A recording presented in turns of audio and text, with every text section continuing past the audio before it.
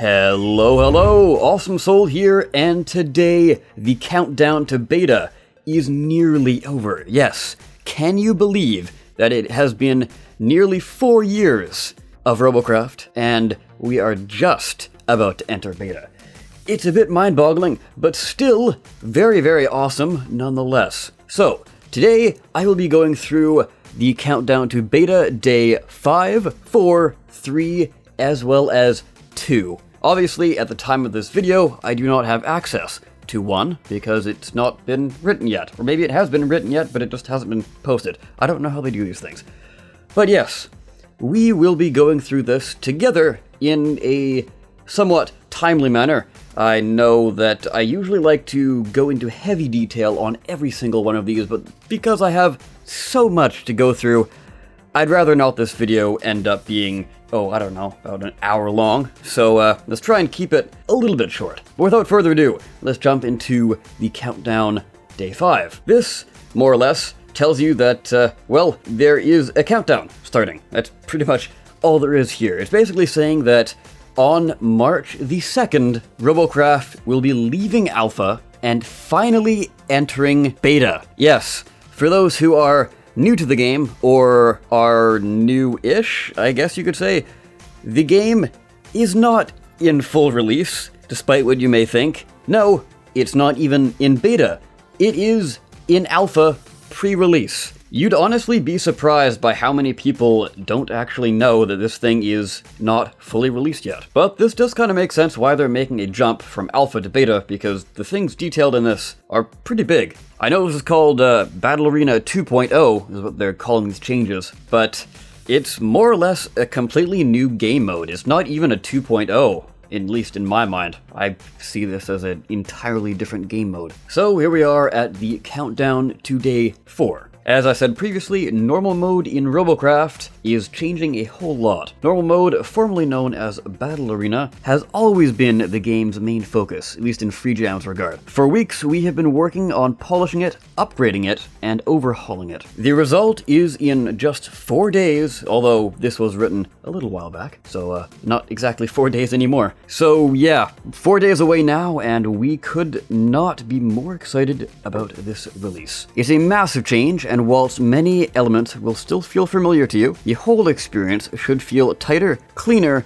more strategic, and more team-driven, as well as more exciting, more competitive, and more fun. And I think it's pretty safe to say that fun is a good thing, believe it or not. I think most people can agree on that. And from what I've seen, yeah, it certainly looks very, very interesting. Obviously, I've yet to play it, so I can't say for myself, but what we can do is go through all the changes listed and give a better idea of what's going on here. So, big change number 1, 5 versus 5. Yes, the game mode is now 5 versus 5 and no longer 8 versus 8. This basically means that you can take a full platoon of 5 into a match versus another full platoon of 5 and not really have to worry as much about, balancing problems. Because, with the 8v8, you could take one platoon, and then you'd usually get matched up with a bunch of randoms who you can't really coordinate with, and they might, foil your plan, or what have you. Run in too early or too late, etc, etc. So now you are guaranteed, assuming you actually bring 5 members, to have a full and active team roster that you can communicate with a lot more easily. Not only that, this change is there basically so they can incorporate it with the whole clans and league system that they're still working on. Big change number 2, all of the maps have been completely and utterly reworked. Presumably from the little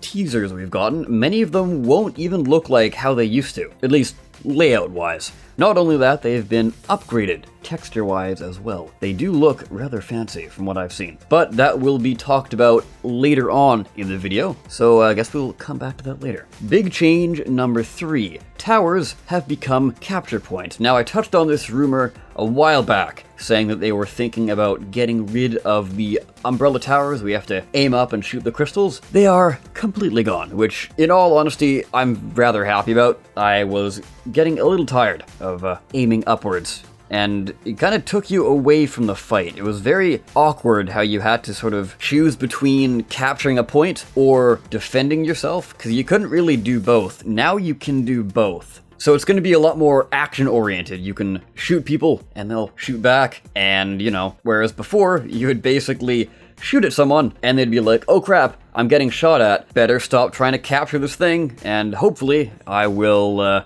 turn around and not be eaten by a Tesla by the time I'm aware of the enemy. So basically how these new capture points work is there is sort of a ring of light that sort of acts as the effective capture area. So when you're inside of this light, it's more of a dome actually. So when you're inside this light dome, then you can actually capture the point, but it doesn't extend up all the way to the ceiling. So if you are a flyer, perhaps you would be better suited to defending these points and picking off enemies trying to capture or shoot your allies, rather than actually standing in it and capturing it yourself. The best roles for these, honestly, I would see is either a really, really heavy tank or a fast scout type bot. Those would probably be the best for capturing these things, although I guess a lot of things would be good for capturing them. It's going to be interesting to see how the meta changes once this update is released. Are there going to be specific bot types that are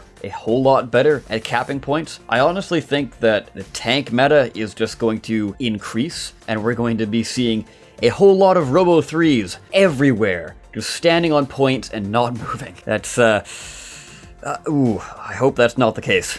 Big change number 4, the Annihilator. So yes, the mothership is now equipped with a rather large weapon. Although it's not the mothership as we knew it, this is the Vanguard. Except not the Vanguard that crashed, a Vanguard that is actually still in orbit and actually functions properly. So this is basically the end game. No longer will you have to go into your enemy base and actually shoot up their crystals, although that's still kind of a factor, but it's not the way you win. But I'll get into that a little later. So yes, what exactly is this Annihilator? As I said, it is the way to end the game, and each team will charge up their Annihilator by having these new points captured. Of course, there are 3 on the map, and the more of these points your team owns, the faster your energy bar will fill up. When the Annihilator's energy bar is full, then the game will end and a cutscene will start where you see, well, all hell being let loose on the enemy team, which is rather devious, and I certainly love it. It's basically the same way the reactor explodes when all the plutonium's gone currently, except it's a orbital bombardment onto the enemy base this time. Another interesting thing is the way the game works now is that it will always end around the 15-minute mark, just because all these points are always gaining energy. It's not like where before, where you could go in and end the game in like 6 minutes, because you could sneak into the base and take out all the strips on the reactor and it would blow up. Or you could get yourself into a stalemate and the game would last like 30 minutes sometimes. So I think this is definitely a positive. You can always expect that the game is going to be 15 minutes, and you can sort of plan your schedule around that. Big change number 5, the Protonium Reactor. But wait, the Protonium Reactor, that's still a thing?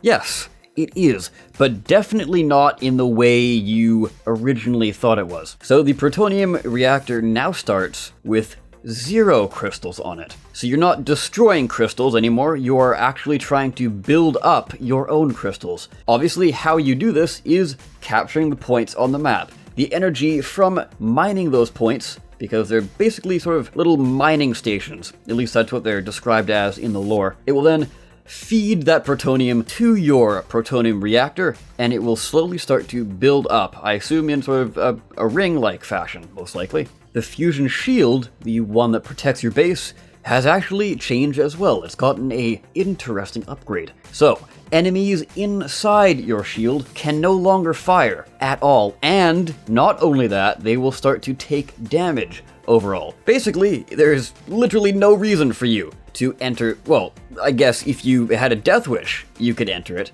but other than that, there is really no reason for you to enter the shield while it's still up. Now, the way to bring down the shield is to bring all of the points under your control. So there are 1, 2, and 3 points. They are labeled near, middle, and far, and once you have all of those, then you can enter the base, and this gives you a chance to steal the enemy team's protonium. Basically, you do this by shooting the enemy reactor, which should feel familiar to most of you, as I'm sure we've been doing this for quite a while. I think we've gotten a little bit of practice, wouldn't you say? But obviously, you can only do this while the shield is down. As soon as that shield gets up, you will need to book it out of there, because the shield, like I said before, will actually start to damage you. Not only that, if you are under attack by enemies, you can't fire back. So that's going to be really interesting to see. When you are sort of all in, totally focused on taking this reactor, the shield comes up, and you're like, oh crap,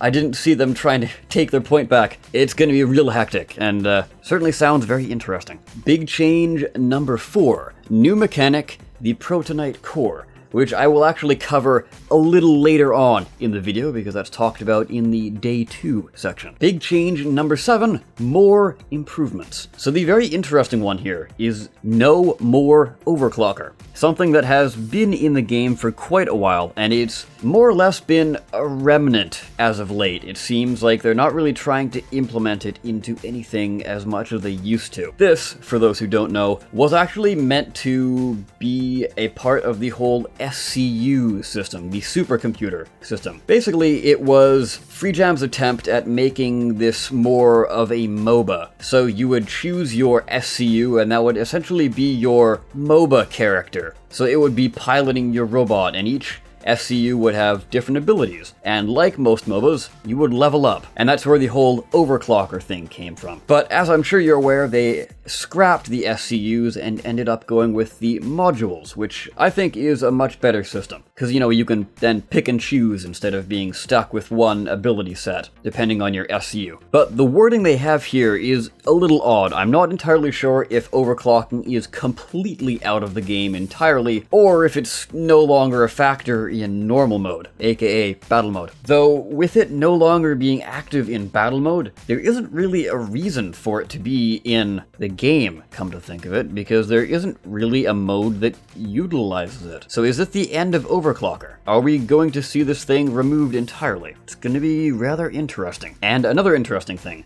the shield healing. You will still be healed by your shield even if your shield is down. Basically, there is sort of a low-level shield effect, even when it's down, and that will allow you to heal, but won't provide any of the other effects the shield has. Now, as I said, I did skim through a little bit of that, so if you guys would like to check this out for yourself, links to everything is down below. I would definitely recommend checking it out. So, here we are, on to Countdown Day 3. This is all about the brand new and upgraded maps. Some certainly seem more upgraded than others though. So, what exactly was their design philosophy when changing these maps? The first one was obviously team sizes. So, the team sizes are now smaller and are 5v5 rather than 8v8 as discussed earlier. To maintain the familiar density of players and intense combat activity in normal mode, we had to scale down the maps all by about 15 to 25%. This resizing keeps the maps feeling far from empty, which is definitely a good thing. The maps obviously are a little bit too big currently for the whole 5v5, and yeah, I could definitely see them feeling a little bit scarce when they're so large. Basically, you wouldn't really run into too many players is what I'm trying to get at. The next one is obviously the new capture points. So, the old mushroom towers are no longer a thing. They had built-in cover, which was kind of cool, but no longer will that cover be available. So greater consideration needs to be given for their placement, obviously there being the capture points. You don't want the player feeling left exposed when capturing, nor do you want the capture to go on without any threat. Another thing they're focusing on is symmetry. So no longer are there going to be sort of uneven but kind of even-ish maps as before. Now they are all, at least from what I've seen, going to be completely symmetrical. So all teams will feel not left out, basically. One won't feel gypped, one won't have an advantage going to one tower and a disadvantage going to another tower, where one would have a slight advantage here and a slight advantage there, but sort of a real disadvantage elsewhere. No longer will that be the case. As you can see in this little image here, that, well, it's a pretty big change. Not only that, you can also see that things are a whole lot smaller as well. As they said, they have cut down the map size. Now, last but not least, they have also upgraded the quality of the maps. This is, as they say here, a nod towards the AAA quality Robocraft utopia we are aiming for. They've been adding significant more detail into levels, like trees, rocks, grass, revised textures. They've implemented their new world machine erosion process. Presumably that's to make the maps a bit more realistic looking. They've baked in global illumination onto levels. Basically, that means improved light, so everything is going to look a lot more fancy. Basically, that's all you need to know. Adding more environmental VFX, like snowdrifts and all that sort of stuff. And introducing some wonderful sky domes hand-painted by their very own artist, Eli, which I'm sure you've seen already. The sky dome on the Earth maps look absolutely wonderful. Now, there are a few more things to cover, but that's mostly fleshing out the detail. I've sort of covered every topic on here, to at least some extent. Of course, I would check it out for yourself as well. Now, finally, we have arrived at the Day 2 countdown. This section is all about the Protonite core, as we talked about back in Countdown Day 4. So, at 2 points in the battle, at the 5-minute mark and the 10-minute mark, and obviously, if you were paying attention, the 15-minute mark would be the end of the battle. So yes, this thing only pops up 2 times. It is basically a large protonium crystal eruption, as they say, and it occurs at strategic points on the map. Presumably, there are going to be multiple points, and they will appear randomly. So this is going to be really cool, because it's basically changing up the game mid-game. So no longer will you just be lazily going for points. I mean, it's not lazily, but basically, you're doing the same thing over and over again. But this time, basically, it's throwing a curveball into the match. So you now either have to go for your points, or you can go for the Protonite core.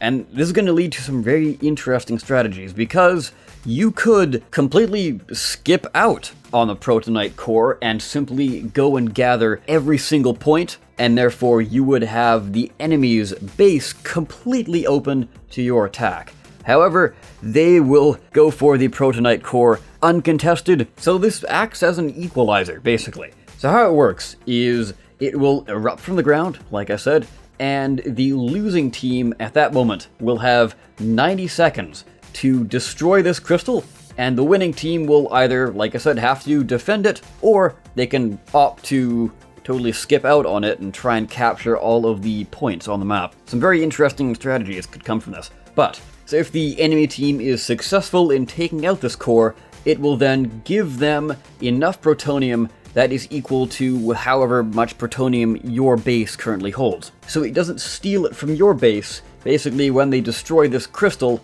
all of the energy rushes to their base. So yeah, that's actually a really, really awesome feature, and I'm definitely looking forward to that, because like I said, it mixes things up a bit, which I really, really like. It's not just doing the same thing over and over again, it's sort of an evolving game mode, which is pretty unique. We haven't really had something like that in Robocraft, and I certainly hope they do more of that in the future, assuming they add more game modes, but they haven't really talked about that. They've talked about brawls, but not sure they're going to be doing anything on the scale of this for a simple brawl mode that only lasts a week. And with that, that is pretty much everything I need to talk about here.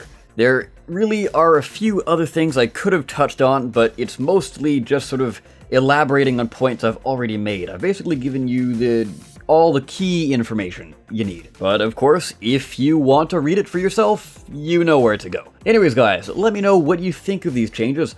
Everything is really, really coming together in a way that I am very interested to see how it plays out. Of course, we will be getting Day 1 rather shortly, depending on what time you're watching this video. But that's basically just the patch notes. So if you want some more detailed things on what exactly is changing, maybe we'll see some things that aren't really mentioned in these current countdown chapters, but I don't know, because it's not out yet. So yes, with that, I will go ahead and end the video here. I, of course, have been the Awesome Soul. I thank you so very much for watching, and I will see you next time. Take care.